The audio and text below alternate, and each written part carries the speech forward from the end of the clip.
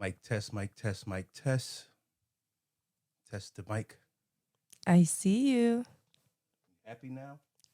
Yeah. All right, here we go. It's all right. I'm a little bright, but that's all right. Rather be bright than dark. All right, here we go. To make it real quick and simple, so I got to YouTube and some stuff, and I came across, I believe it's called Chicken and Rice. Hey, yo! Thanks for sharing part of your day with us. This is the Chicken and Rice Podcast. I'm Dodge P, and I'm here with my best friend, my confidant, my right-hand woman, the most beautiful girl in the world inside and out, my wife. Say hello, baby! Well, hello, beautiful people, and welcome. I'm Ray, and I'm so excited to share our journey and everything in between with you guys. The best part about it, I get to do it with my husband and my very best friend. I really couldn't ask for anything better than that. I love you, babe. You the shh. Now let's do this. Yo! Chicken and Rice Podcast, episode 21.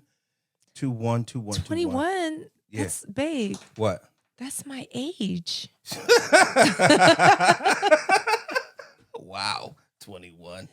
I would know. You couldn't pay me to be 21 again. In another universe, maybe. I said you couldn't pay me to be 21 again anyway. Why not? 21? Because that was a horrible. That was the 20s sucked. Oh, for you? All right. Yeah, well, you're still figuring stuff out. Like, Right. I mean, I'm still figuring stuff out now, but not as much stuff as back then. So. Well, listen, episode 21. I'd like to thank everybody for listening. Follow us on IG and Twitter at Chicken Rice Pod. At Chicken Rice Pod.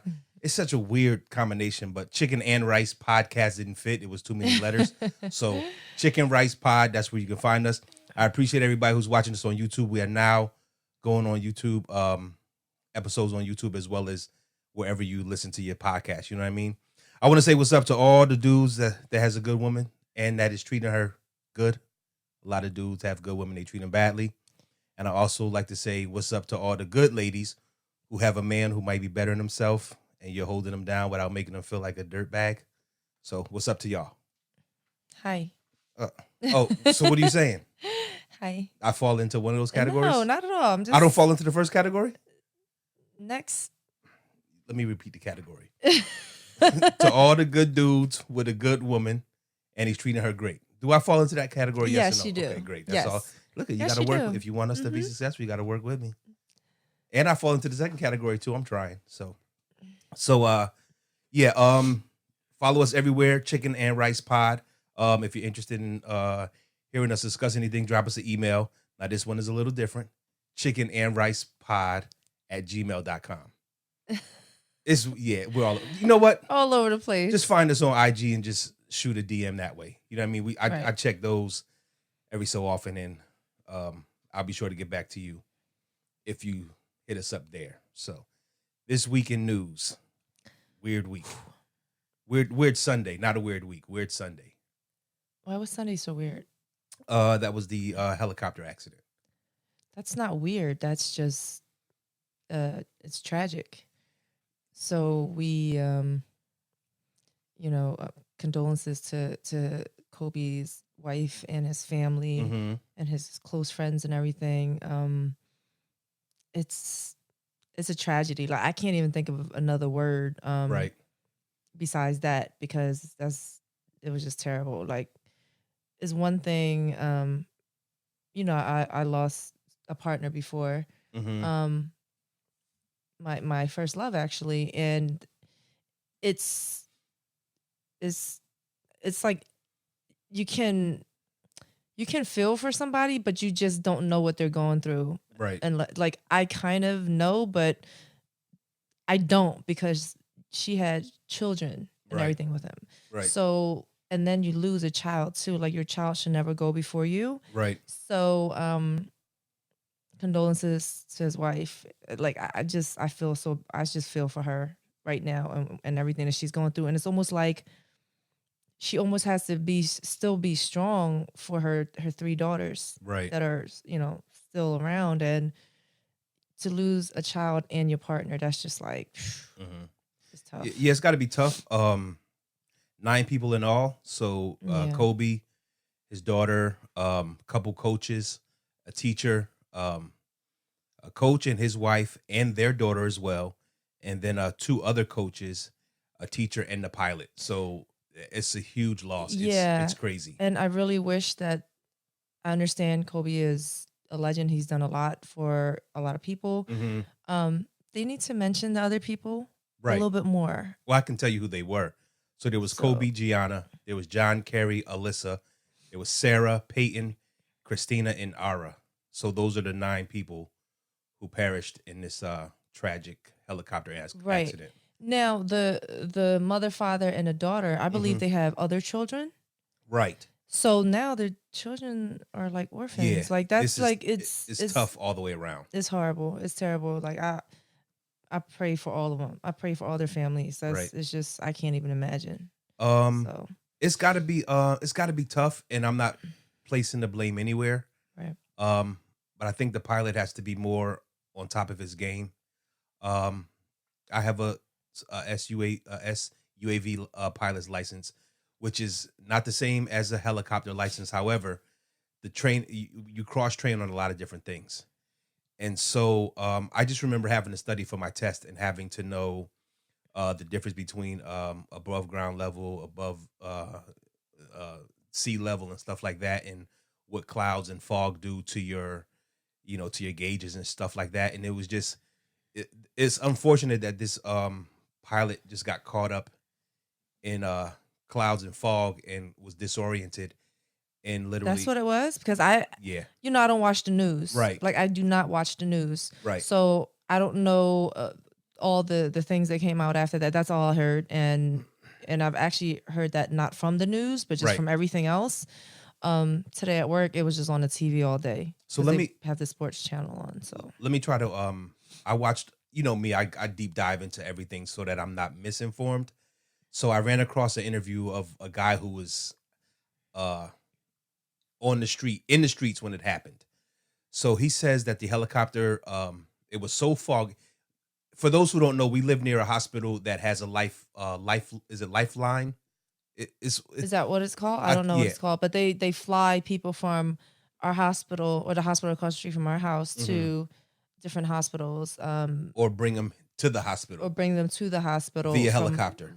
Right. So every so often we'll get a helicopter over our roof, and it feels and sounds like the helicopter is gonna fall on our house. Yes. It was intimidating the first couple of times, and then there's been a few times where I'm like, this thing is super close.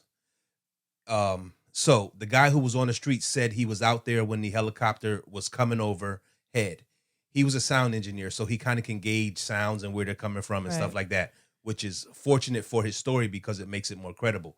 So he says he thinks the helicopter was about 100 feet to 150 feet above his head. He said that the cloud cover was so thick that he couldn't see the helicopter at 100 feet. Wow. So we think 100 feet as being a lot, but 100 feet is not that high. It's like 10 stories. Right. It's not very high. So if the cloud cover is so thick that you can't see a helicopter between 10 and 15 stories above your head, but you know it's there, then that's pretty scary. He said it was moving very slowly at about between 5 and 10 knots. He said the helicopter sounded like it was looking for a place to emergency land. I don't know. That's his opinion. Right. He said about 25 seconds later, he just heard a thump. He heard the rotor stop, and then he just saw smoke. So it's unfortunate that the pilot didn't just elevate or gain altitude until he could see out of the cloud floor or ceiling, depending on where you are, right, in relationship to it. So it's nuts. I have a lot of questions just that I need answered for myself, just out of curiosity. Right. A couple of my friends and I were talking today about the situation as everybody else is. And I think one of the saddest things is like when you know you're possibly going to die and you have your child there with you, like as a father, you're supposed to protect them. Right. I can just imagine like what he was going through and even probably trying to like just cover his daughter. You know what I mean? Just to comfort her and try to cover her and try to like those last seconds of his right. life. Right. It's really sad. I actually met Kobe once about 7-8 years ago, and Mhm. he was actually really humble, really nice guy. I don't have anything bad to say about him. Right. It's just very unfortunate, and it's crazy because it felt like, even though I didn't know him, Mhm. and I met him, same thing with Nipsey. I met him Right. once, very humble, very nice guy. It hits a little bit different, even though I didn't know him, but just the fact that, like, a lot of people, Kobe was my idol. Kobe is the reason why I started playing ball, Mhm. this, that, and the third. So it hits them different, you know what I mean? But just the fact that I did meet him, I shook his hand, like he was just very, very nice, like a very nice guy. Like, I didn't get any weird vibes or anything like that. He wasn't like a cocky asshole or anything like that. So I don't know. I feel like the good ones always go, and like the bad ones just are around forever. Right. I just feel like nothing ever happens to them. Like, they're damn near invisible. It's like a movie where they just never die. Right. I don't know. Yeah, I'm not sure. I wasn't. I'm a Michael Jordan baby, so I mean, Kobe was in the league, but he wasn't like. I mean, for me, it was Jordan. It wasn't Kobe, and even when Jordan retired, it still wasn't Kobe. For me, Right. I've never shot a piece of paper, into the trash can and sit and yelled Kobe. You had never shot a shot and yelled Kobe like some people do. I didn't grow up on Kobe Bryant. I grew up on Michael Jordan, and a lot of people that play with him say that he was a fierce competitor. But once he left the game, he literally like left the game. He didn't want to talk about any of his accolades while he was playing the game, and he was doing a bunch of other stuff outside the game. So it's unfortunate that a lot of people have never forgiven him for, the stuff that happened back in the early 2000s. And I had a conversation with somebody today, and I said the reason why that happened is probably because he was a young black man, and they never let us recover from our mistakes. At least that's how I feel. I actually didn't hear anybody talk about that. I I- talked about that today Mhm. with Dre, Mhm. but like, I was saying that his wife was very strong woman to Right. be able to sit next to him, because I still remember watching that when they were doing that press conference or whatever. Sure. And she sat by his side and she held his hand, even though she probably wanted to choke the shit out of him. Mm-hmm. You know what I mean? But that it's something so personal that happened, that like this chick put out there and made up some stuff or Right. whatever. I wasn't there. I can't see him just, Yeah, I don't know. Yeah, it's tough. Like I said, doing that to somebody. had he or walked her downstairs, it might have been a different story. Like I have no idea. I don't know what What- goes on. But to me, I was just saying that he did so many other positive things. Like, this was something personal, Mm-hmm. that, a personal fuck up or whatever that he did. Mm-hmm. But him as a person overall doesn't make him a bad person. He did something stupid, I agree. but it doesn't make you a bad person. Sure. So I'm just glad that didn't eclipse, or like, I didn't hear anything about that since it's been on the TV all day. Mhm. I've heard nothing but good things. Mm-hmm. And overall, he's a decent guy. So, yeah, I don't know where you heard that or if somebody brought that up, but I haven't heard anything about that, and I'm glad that I didn't, because that has nothing to do with just him doing so much in his lifetime. Like, most of us will never be able to achieve and reach as many people that he did and help. You know what I mean? So No, I agree. he was a good dude. I don't have anything bad to say about him. I wish his family nothing but like love and pray for them, and I hope they get through this tough time. Right. I guess the moral of the story that I was trying to make was allow people to recover from their mistakes. That's all that. When I heard it, I was like, I feel like it's the same. People are gonna make mistakes just in life in general, and sometimes Right. being a celebrity, they never let you recover from those mistakes, and that's a shame. So he'll be missed.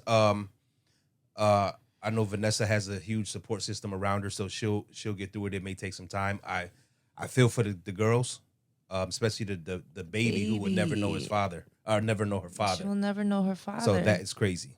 Yeah, that's something else that we're talking about. Like, she's a baby. Like, she can't remember. Right. She can't remember anything, you know? So it's just a sad situation. That's gonna be tough. Yeah. So, all right. Okay. Enough with the Debbie Downer stuff. Well, I kind of am on a trend. Are you? With the Debbie? Look, did you see my notes? Oh, you put notes in there? I did put notes in there. So I snuck man. I snuck the notes in there while you were upstairs. Yeah, well, I print this out like when I come home.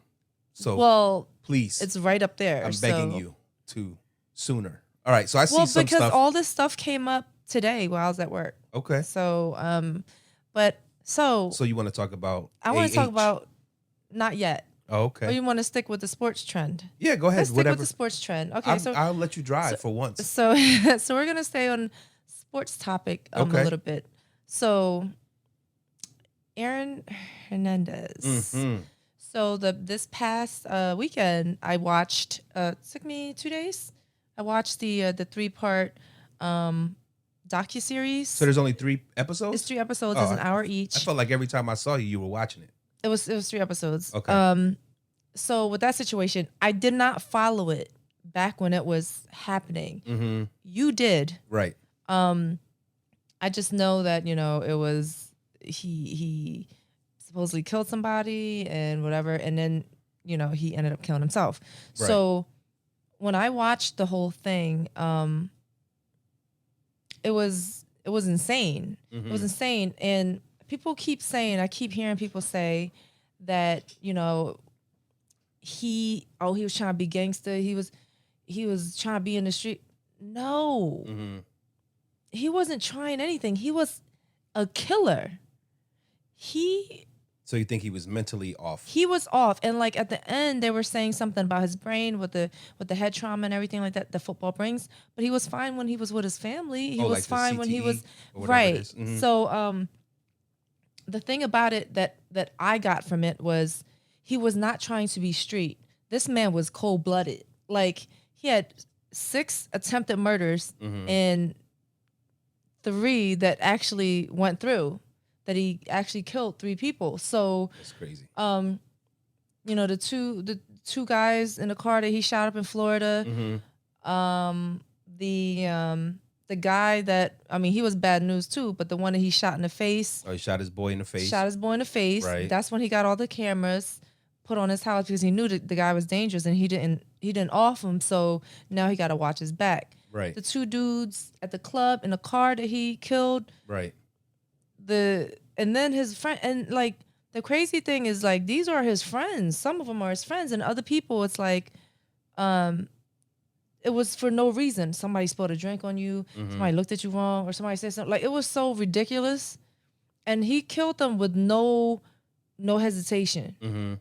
That is a cold-blooded killer. That's not someone trying to be gangster, because you got people trying to be gangsters, fake gangsters, and this and that, and then you have killers. He is a killer. He killed these people and go home and kiss his babies, or kiss his baby. Like it's not that's not normal. Mm-hmm. That's a psychopathic behavior. You have no type of emotion about it. You know what I mean? So it has nothing to do with him trying to be street. Right. He literally had these 2 guys as like his henchmen go with him for the murder of his friend Odin, and he was the one who did all the dirty work. He shot him multiple times. So they were there just to be there. But he did all the work. And then he went home and supposedly, you know, he was afraid of these people and blah, blah. And then on a video that was in his own house was him handing over his baby to these guys that he was so afraid of. So the whole thing, the whole story is very interesting. That you can literally also kill 2 people and then just play professional for a year like nothing. And just be, you know, play mayor. Well, and that's to me is just very callous. It's very cold. If something was missing, but it also got something from it too, from guys' point of view. They're not even like concerned about the not concerned about the killing, but guys felt more some type of way about the guy saying that he was gay or was in the closet. Mm-hmm. Our son, when we talked to him last night. Mm-hmm. Was saying that, and today, my boy was saying that like, oh, well now, you know, his daughter is gonna grow up, and all he's gonna think about is, yeah, he was a murderer, but then this guy is saying that he was also gay. And I'm like, to me, from a woman's point of view, fuck the whole gay shit. Your father was like a serial killer, damn near. Like, really, like, I wouldn't be as concerned about, he may have been bisexual Mm-hmm. to tarnish he tarnished his own damn name. He's a murderer. So the other guy, maybe he was saying all this for clout. We're not there. We Right. weren't there. We don't know. Supposedly he was supposed to be a star quarterback. Aaron was the tight end. They were super close. They were, you know, best friends and boys and stuff like that back then. And then they tried some things out together and whatever. Mm-hmm. To me, like, that doesn't make a difference in any of this situation. But they were kind of using it to say that that was one of the reasons why he was so angry, because he had to hold all this inside. Well, I don't know. Yeah, I mean, I don't know. So how do I feel about the whole thing once it's said and done? My opinion about this case is a little different. And I don't want to harp on it too long, Okay. because I was really enamored and fascinated with the OJ case. So in the end, and I'll tell you why. Because OJ got off, for whatever reason, he got off. So I was interested in his biopic, I guess, whatever you want to call it, Right. because I wanted to see how much evidence pointed to him doing it and how often the evidence pointed to him doing it. And it seemed like all the evidence in the world pointed to him doing it, and how he got off, I don't know. Aaron Hernandez, I think it was a sensationalization, if that's a word. Damn, I don't even know how I got that out of my mouth. I think they sensationalized his whole. I don't think this film helps anybody in any way achieve anything other than to say, you know, this guy was a bad guy. Look at all this stuff that he did. And then in the end, he took the coward way out and killed himself. So had this been a documentary about all the stuff that he's done and they weren't sure if he did it or not, then I would probably feel differently about it. The whole gay thing and the killer thing, I guess, is a badge. I don't know if it's a badge of honor or not, to be like, oh, my father was a killer, as opposed to my father was gay. Neither matters to me. I guess it's some type of machismo for some dudes. It's all sad, if you ask me. You know what I mean? Very sad. That you could go around and kill someone, and then well, he got 2 bodies before he ever signed his That's what big I'm deal. saying. So it's crazy. So I mean, maybe a switch just maybe his father's death triggered a switch in him, and he just went off, because that's, from what I remember watching, that's when it seemed like he just went to hell. Well, his father was a big part of his life, his discipline, his training, Mhm. his all those things. But I don't know that if I think you have it in you or you don't. I don't see that happening with 99.99999% of the people out there, that you lose somebody and all of a sudden you just start killing people cold-bloodedly and just can still go home and act like nothing and make sandwiches. Well, I don't know. His father died. His mom started banging his friend's Okay. father, right? Yeah, she did. So Or there could his be. aunt's ex-husband or something. I don't know. Something like that. So you watch enough serial killer movie stuff to know that, to see that sometimes these traits are visible when, you know, the serial killer is really young.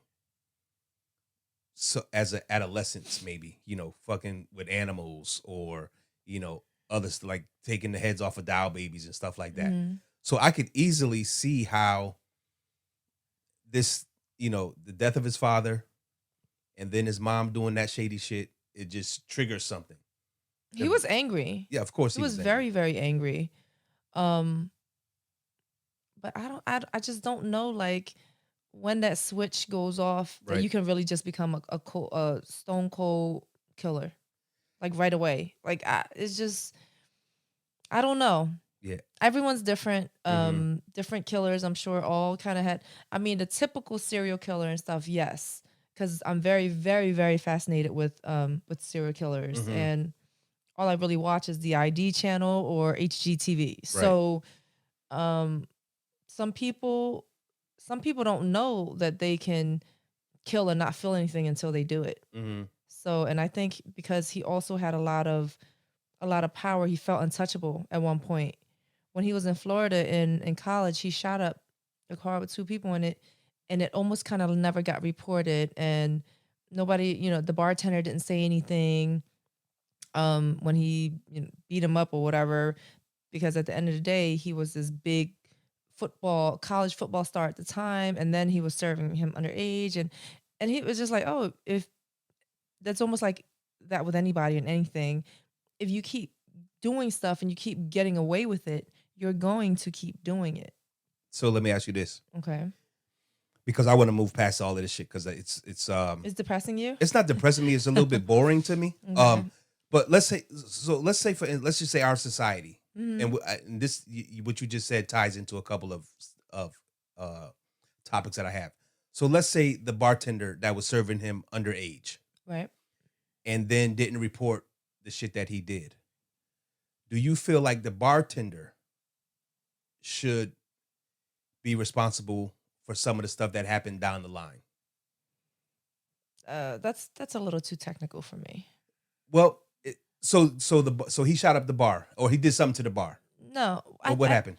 I think the bartender was giving him his check and he didn't want to pay for it, so I think he roughed him up. And the bartender didn't say anything. Didn't say anything, but I think that same night he went out and ended up shooting two cars. So because the bartender didn't report the assault, so there's a chain effect here. So had the bartender been like, "Yo, I'm gonna call the cops because you assaulted me," and then the chain of violence stops right there. But instead, the bartender, I don't think so.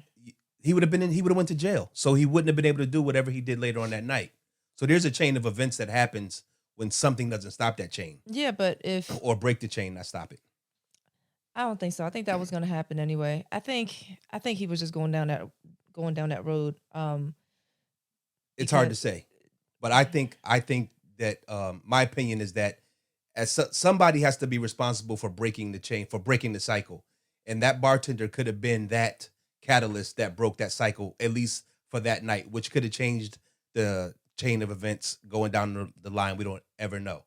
So with that being said, if something went off in his head, like there was a chemical imbalance or something like in his DNA that was broken, would you agree that the medical community should be able to fix that? And I asked because I was watching something over the weekend about CRISPR, which is that technology where they go in and they replace parts of your DNA with stuff that is either broken or, making designer babies and stuff like that. How do you feel about that? Because it was crazy when I first watched this thing, because the guy who is the doctor who's championing this CRISPR technology is the first doctor to ever do IVF, which is crazy. And he had to do IVF in Europe because they wouldn't allow him to do it here in the United States. And so now IVF is like, I don't want to say the norm, but it's very mainstream, whereas before it wasn't. And that's why he had to do it overseas. So I feel like. So what is it? So what is your question? So the question is, do you agree with messing with nature? Well, modifying DNA for whatever reason. So let's say it's a touchy subject because it can help and it can hurt, and that's almost like a lot of things in science. Right. So I don't know, like when they started cloning this and doing that, like they doing a little bit too much with nature. But if there was some type of gene, like a serial killer gene or a gene that's missing or something that's off or chromosome or whatever, and they can help fix it, that would be a wonderful thing. But I don't really know what that might do or affect something else in another area, or who knows? Like this stuff is. It's very touchy, and I asked that because I feel like people always have the big stop sign when it comes to stuff like that until it may affect them. So let's say, for instance, we know guns are bad, but not all. But guns also do some good. Right. Let me say this: imagine how many people who are on the waiting list to receive a new heart or a new liver or a vital organ could grow one themselves, and the government doesn't allow that medical technology to advance because of fear. See, to me, that doesn't make sense. And I don't think you're messing with nature, because if you cut a lizard's tail off, a lizard will grow its tail back. You cut off a claw of a crab, the crab will grow his claw back. So I feel like if I can help myself grow a new heart if I need one, what's the issue? That's how I feel. I could be saving my own life as opposed to dying. They You know have what I been mean? experimenting on people and animals and everything else Mm-hmm. since the beginning of time. Right. So if this is the next wave, then it's the next wave. Whether I agree with it, whether I don't, whether whatever, Mm-hmm. it doesn't really matter. I don't really know how I feel about it.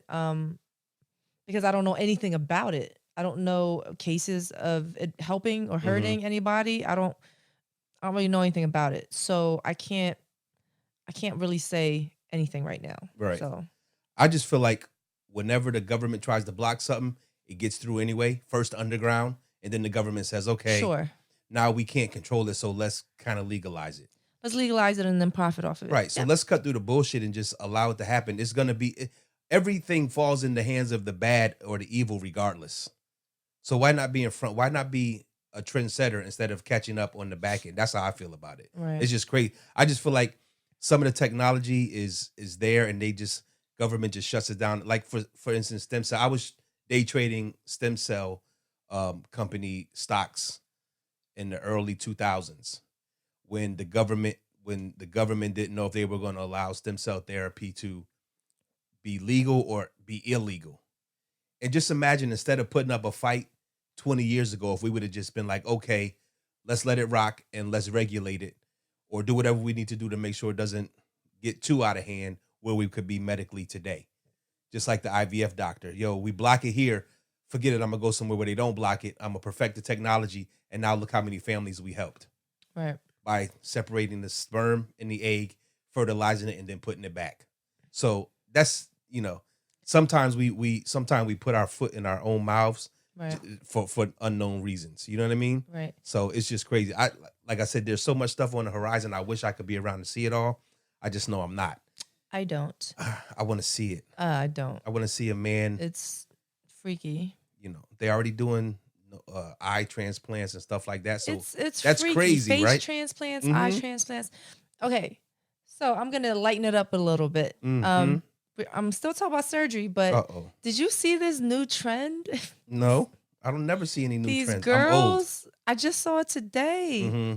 So a lot of girls, what they do is, let's say on their Instagram pictures, they'll always like chink up their eyes, right? They'll make them. They'll slanty, slant it up a little bit to give them that like sexy, foxy. God. Is this a filter? It's not a filter. It's them fixing their picture to put their eye up. Oh, so it's Photoshop. It's Photoshop. Okay. There we go. All right. So the chick, Bella Hadid, does it all the time. Okay. All her pictures are, her normal ones, her eyes are straight. Right. The ones that she put up, they're like more sultry looking. So she has like the chink, right? I can say that because I'm part Chinese. So who's putting up the normal ones? Like her friends? These are like pictures that magazines, paparazzi, Okay. Pictures that photographers put up, the original pictures. I got it. And then they'll do like the back and forth. And I'm like, right. So anyway, there's this new thing that I just saw today called Fox Eyes. Fox eyes. So these girls, what they're doing is, I don't know how they're doing it. I got to show you this, and I got to show the camera too, because our son was complaining about how he wants to see what we're talking about. But, so is Fox eyes a filter, or is it just no, a technique? No, it's surgery. So it's actually plastic surgery. It's plastic surgery. So Oof. Yeah. This was one example of it. That's and you can scary. see they actually, I guess, put an incision here, and I don't know if they sew it. And tighten it up. Son. Oh yeah, I do see it a little bit. So okay. I don't know if you're gonna No, start. don't worry about it. I'll put it Okay. up later. You don't have to stand up. So but it looks like they put some type of incision Right. by the tip of their eyebrow, and I guess maybe raise it up and then sew it I get so that it can stay up like that and give them kind of like more of a sultry look. It might be like a scalp pullback. They might do it near the hairline. It might be, but all I see in the photo is just like a cut. Right. Like a cut over here. Mm. And there was another photo, I didn't see that one, but that's really crazy. What are people doing? And then they have it can't be no more crazy than boob jobs.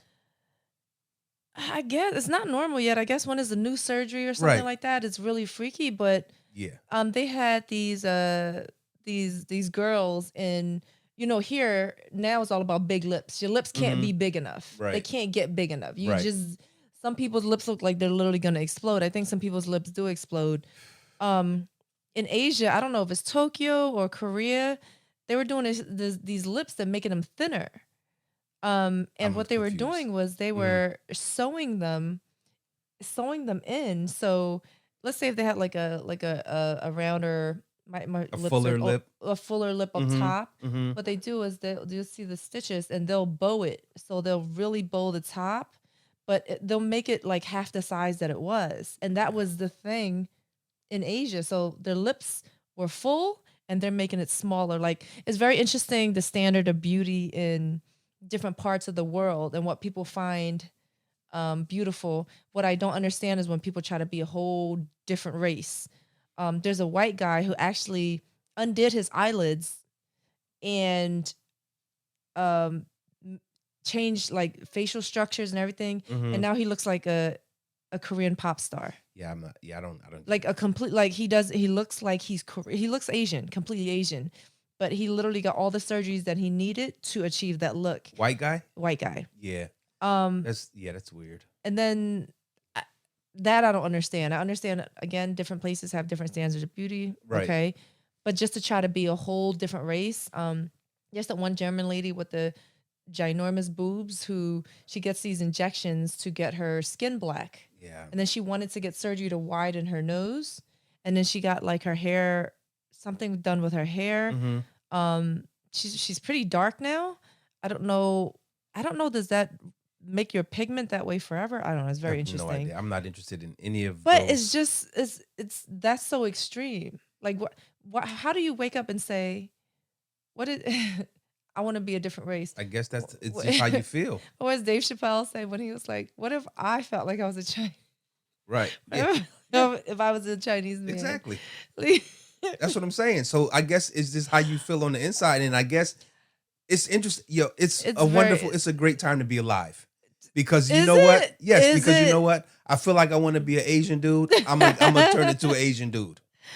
I don't know if it's such a great time to be alive. I think it's a wonderful time to be alive. I like that when things are a lot more simple. Be whatever you want. Today is just, it's a lot. I'm all for, if you're not hurting anybody, do it. It's just a little weird. Right. So white man, go be an Asian. White lady, become black. But I think, for instance, here's how I feel. I feel like if you white and you want to become black, then you got to endure all the shit that black people had to go through that we were born with. I don't understand the whole Asian thing. Does he speak fluent? Do you know? Did you deep dive that far? This just popped up somewhere. Yeah. See, I get random stuff pop up and I'm like, what? Right. And I'll look at it and I'm just like, okay, I guess. See, I feel like it's weird. I feel like that's no different than the CRISPR stuff, than the gene editing, the DNA editing. Okay. It's just not, I could never wake up and say, you know what? Today, I want to be Puerto Rican. You know what I mean? I could probably pass for Puerto Rican, but like I would never wake up one day and be like, I want to be Asian, or I want to be Chinese, or I want to be Japanese. That's what I'm saying. Where does that come from? And then I just start doing it, like go start the surgery and do all the other stuff. Yeah, you got that. Yeah, yes, they got that because I can't do it. Like I love who I am. I'm comfortable in my skin. I'm comfortable with everything that I am. So I would never consider that. At least I don't think I would. It's interesting. It's very interesting. It's very, very interesting. Yeah. So All right, Ooh, you go ahead. That's tough. Yeah, that's. You go ahead. My mind is blown right now about that shit. 'Cause that's crazy. The other day I went to Home Depot to buy the light Okay. and pulled out my license to get a discount. My license has a flag on it that says I'm a veteran. Do you know that these motherfuckers told me, "Oh, we don't accept the flag on the license anymore." So what do they need? What do they accept now? Well, I need to have, and which I can get, I need to have a regular veteran card, ID card, which I don't have. But my thing is, the license means that I was verified as a veteran by the Department of Motor Vehicles. Right. So their verification process is not good enough for you. So do you think I made the flag myself? I'm lying? Or what? When do these real IDs come out? Well, they've been out. Oh, what you mean? Is that gonna be?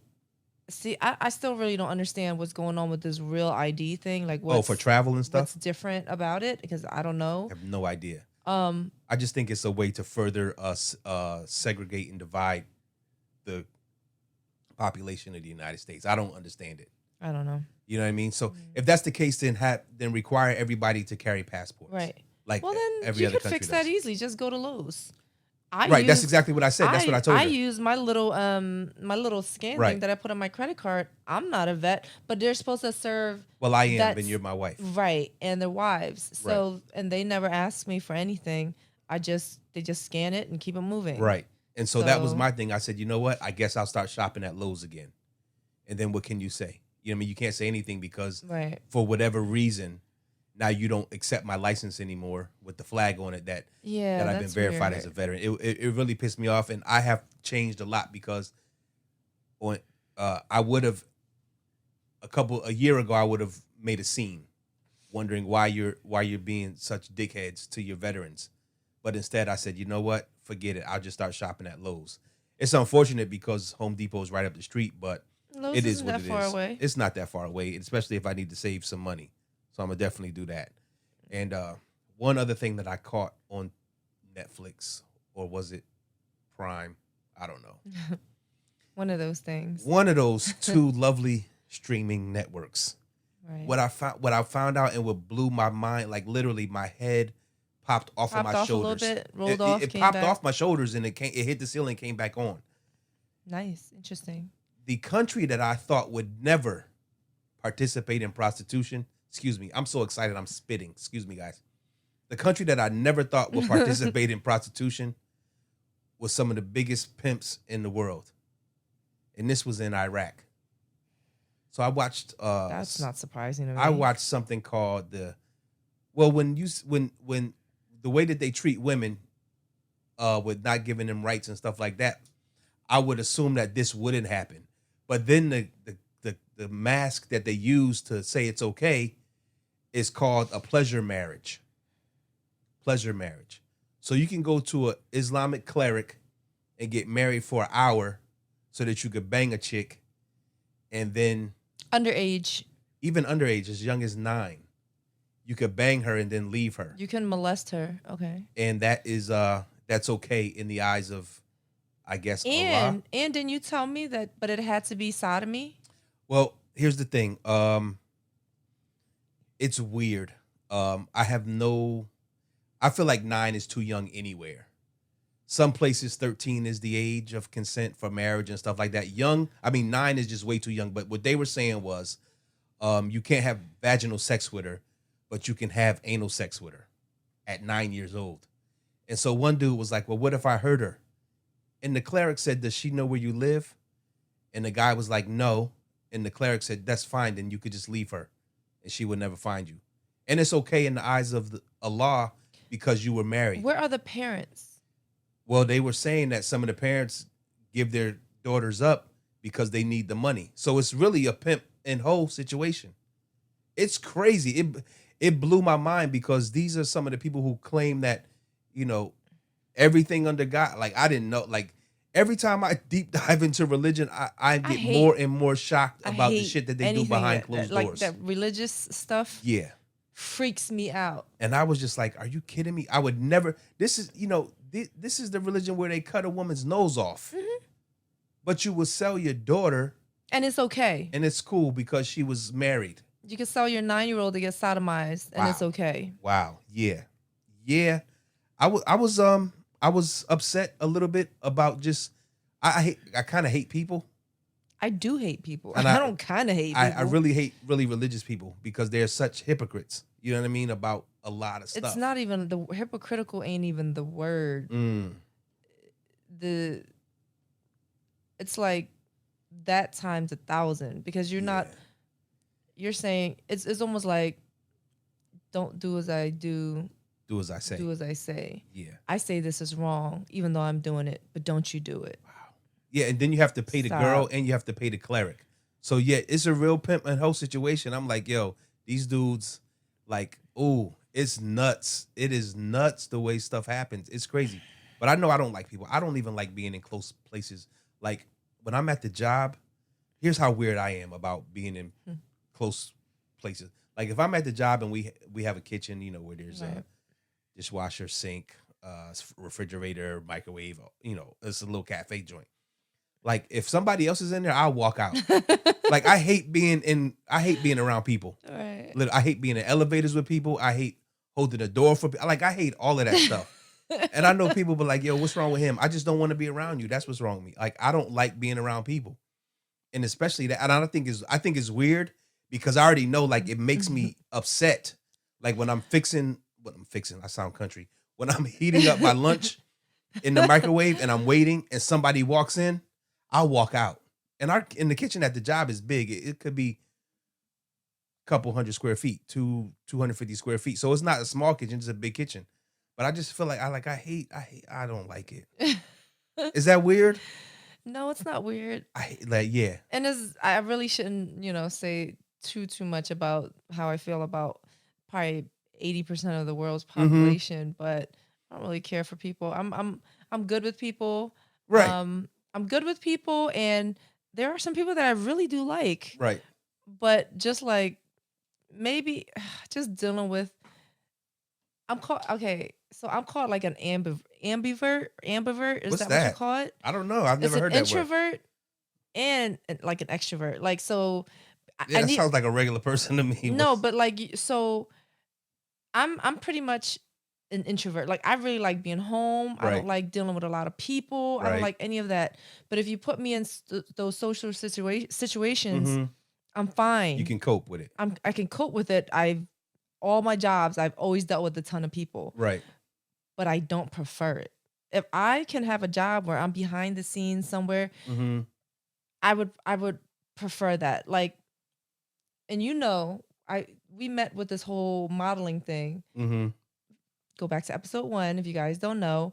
But I don't like the video camera.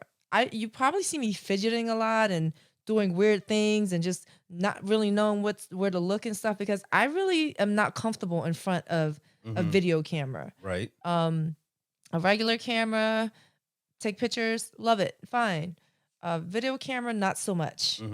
So if I'm just like more behind the scenes, I would be more. I'm so much more comfortable behind the scenes than I am like right there, front and center. I'm not very comfortable with that. So.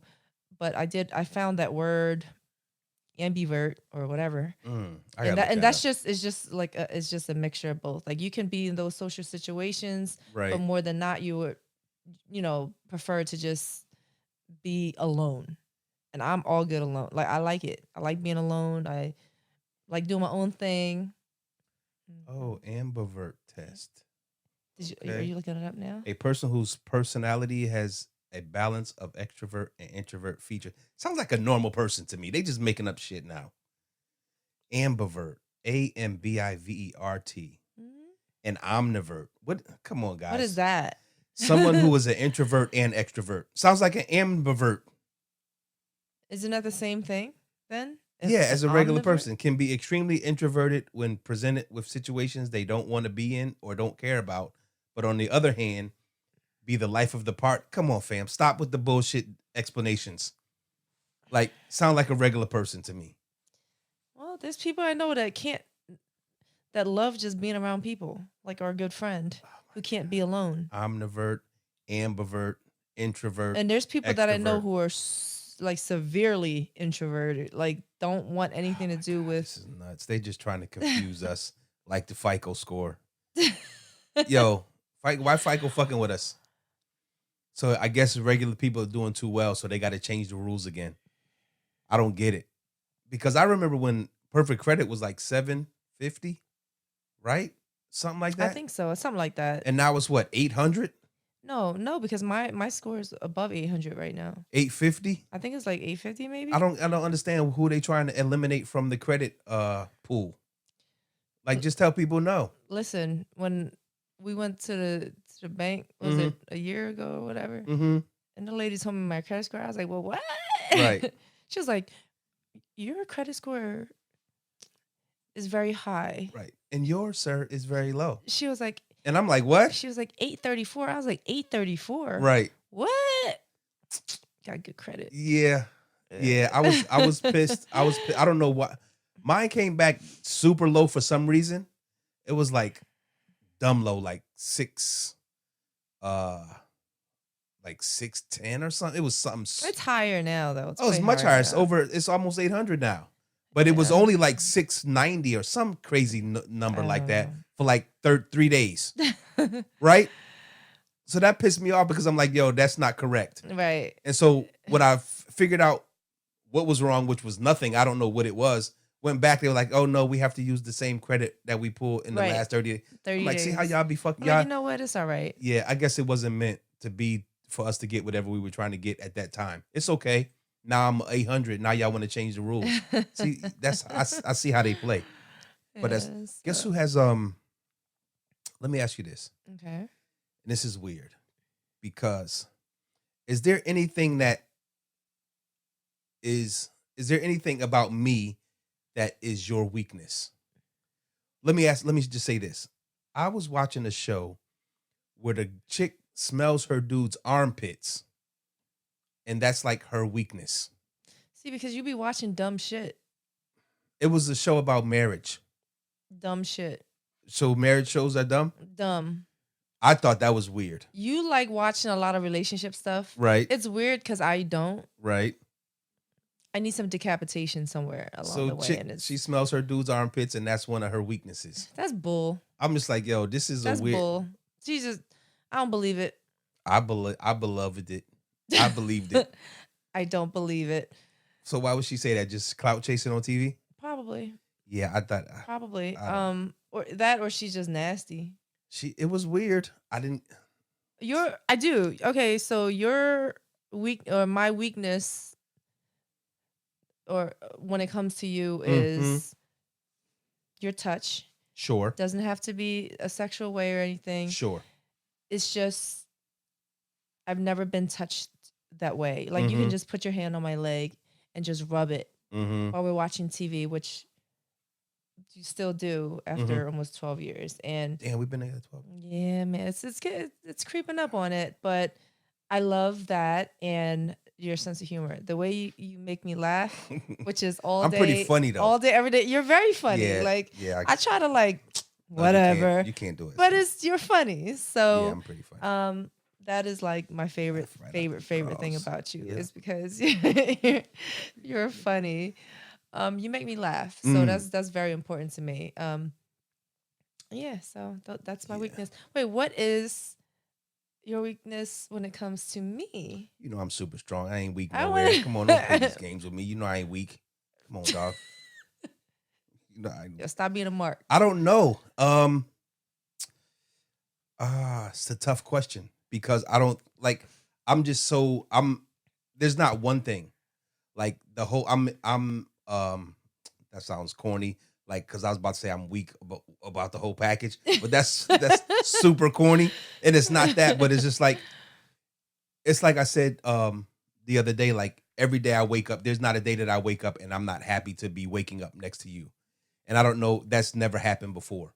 And I've been in long relationships, almost my entire life, except when I wasn't. But like, you know, some days you wake up next to a motherfucker and you be like, I can't stand this dude. Right. Or I can't stand this chick. There's never been a morning since we lived together that I woke up and felt that way ever. Right. So it's just everything, like your demeanor, your personality, the way that you look, the way that you carry yourself. Your respect for me is high on that level, and the way that you support me and the things that I want to do, the way that you never let anybody talk crazy about me. It's just an entire package. It's not one thing. So I can't put my finger on one thing. And I know that sounds cliche, but I think if other people who are in that situation where they can't pinpoint just one thing about somebody that they really love or they really admire, then they understand where my answer is coming from. Right. And that's where it's coming from. Like there's not one thing. You know what I mean? Like I've never been in a circle of dudes who are talking about how they don't like their girlfriend or wife, and I'm participating in that conversation. I've never been in that situation. Because I don't know what that feels like. Right. Well, that's really good to know. But I feel like when you said, because I'm very protective over you, Mm-hmm. and I feel like every time I'm getting ready to get in a fight, it has to do with with somebody talking trash I don't to understand you. it because I can fight. But they're girls. The girls, for some reason, like to just start shit with you, and I don't really understand it. It's because they be jealous of you. A quick funny story was, Oh boy. Okay. this was when we were going to a party, at a Second and Market. Oh, that was our studio party. We had just opened. We did something. It was going to be a studio party. Well, this is when we were first dating. It was 2009, and I just cut my hair. Like I just went and almost got a pixie cut. So my ex-boyfriend's sister at the time, she asked me like the day before, she was like, do you want to come to New York with me and do this video for Drake? He's doing Best I Ever Had video. Right. Kanye's directing it. Right. And I was like, damn, of course I would love to go, but I was there to support you. Right. At this party, so I told her I couldn't go. Right. So instead, I go to this damn party where almost gonna fight for these girls being disrespectful to you. I don't get it. And it's funny because every time we go somewhere and we almost get in a fight, it's because somebody's talking crazy to you. But I don't know. I feel like you should have your man's back, guy or girl. I'm really funny, and vice versa. You should always have my back. Somebody says anything crazy to me, so I expect.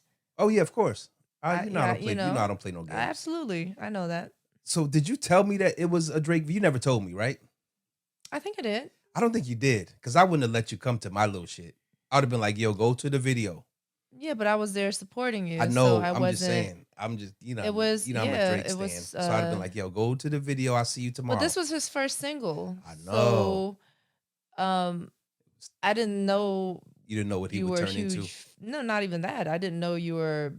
I mean, we're big fans now, but then he was literally just coming out. That was his first single. Right. That was his first. Well, that was his first major single. Right. Yes. Yeah. So it was Best I Ever Had. So I was like, yeah, I would love to, but I have prior engagement that I have to go to and stuff like that. Right. Which and you probably would have been Drake's girlfriend. Then we would have never worked out. No, see, my booty ain't big enough. He likes an ass so big that it makes everyone in the room feel uncomfortable. Well, I don't have. So no, but that would have been a nice little experience. But I did a couple little music videos, nothing big like that. The biggest one I probably did was the one for Alexis y Fido. It's called, if you guys want to check it out. Oh, the one where you that had was 10 years, 11 joint? years ago. Also, yeah, it's called Ojos que no ven, and I shot that in New York in about 23 hours. We were on set. Oh, it was horrendous. I thought the video was pretty dope. No, the video was decent. It was a decent video. Right. But it was long. It was a very long day. That's what filmmaking is about, though, right? Oh my God, I know.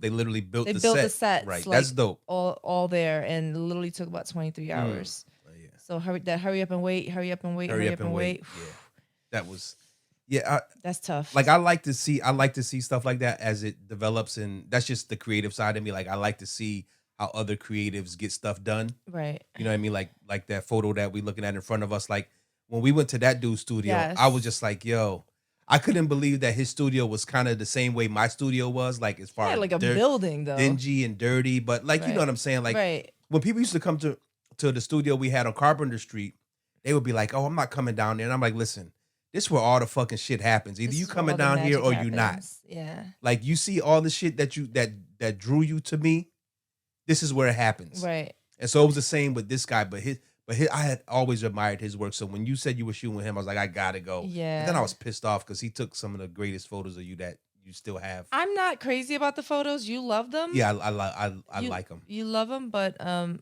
not crazy about them. But it's more artsy, Right. more artistic. Right. It was almost like video as opposed to, and like he grabbed stills from it almost because Right. you know, he was just telling me to move. Just move freely. Some of them came out dope. I think more. So what's your favorite, excluding me, like what's your favorite, what's your favorite shot or set I don't of know. photos?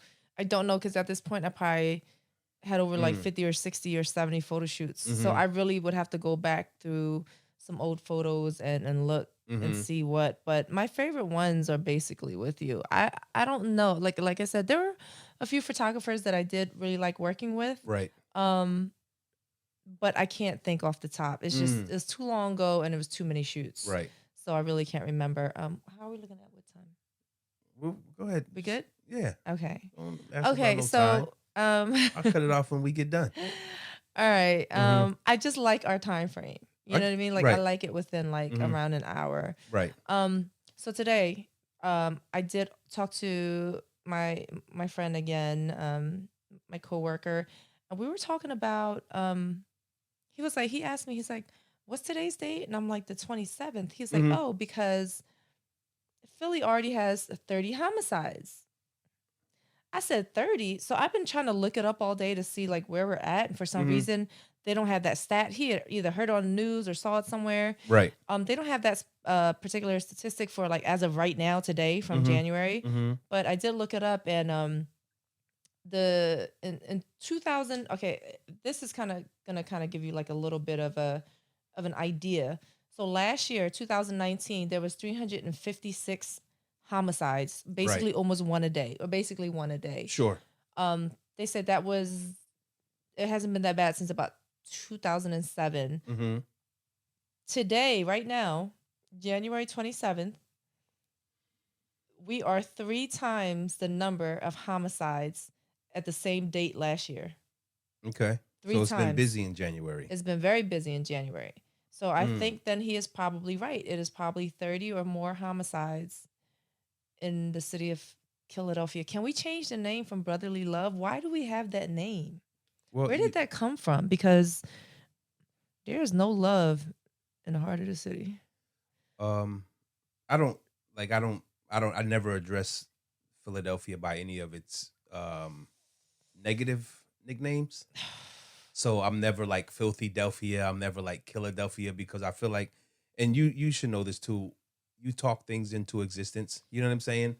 And so I guess I feel like you can also talk things out of existence. I just want us to get it together. Well, I mean, We're you have to literally do your like part. the 5th largest city, and our numbers are always so high. Like I remember, I think maybe 10, 15 years ago, it was like neck and neck, Philly and Camden, Philly, Camden. And then it was like Philly, Philly, Philly, Philly. And then it was like Camden. And it was like Philly, Philly. And I'm just like, and it was like DC and whatever. And I'm just like, why? It doesn't, the craziest thing when you live in a place, you don't see it. You don't see it, but you also don't really. So how do we know the numbers are real? Because of crime reports I'm and just saying. stuff like that. But it's a large city, like West Philly, South Philly, North Philly. Like these places are, it's almost like a battlefield, and it's. We were talking about this too. Like it's no gangs. Like every person for themselves, and they're just. I just want us to get it together. Like that's what it seems like. Well, let me tell you this, and then we can end it. I understand that I understand the numbers. I lived in South Central for a long time, like many years. Okay. You know where I lived. I took you to every yes, you did house that I lived in or apartment. I've never seen a drive-by. I've never seen someone gets shot in South Central. I'm not saying that it doesn't happen, but I'm also saying, like, I'm not sure if I believe all of the numbers. I lived in some bad places and never seen a lot of stuff. And I'm like right in the thick of things. So I don't know. I don't know. I don't see why you want to make stuff up like this I because don't know. Listen, there have been stranger things that people made up. So crime report and numbers, who knows? I don't believe anything. I'm such a skeptic now. So I'm I a don't believe skeptic anything. to a certain extent. I'm not this particular thing. I know Philly is I know it's a pretty violent place. Mhm. I know that. But there's so many parts of the city that you can go and you kind of like hide yourself from a lot of these things that happen. So like our little pocket, we're kind of like tucked away and I like it like that. I grew up in the hood. I don't want to hear it. I don't want to deal with it. I Right. don't want to be around it. Some people you can't get out the hood. They move out the hood and they come and hang right back in the hood. And I don't really understand that. But So the I don't know. change starts with with one person. If you have the opportunity to break the cycle, then break the cycle. That's all. And it starts there. It starts with as cliche as it sounds, it starts with you. We've all had bad habits that we've broken and our lives are better for it. So if you have the opportunity to break a bad habit, just do it. Like Nike.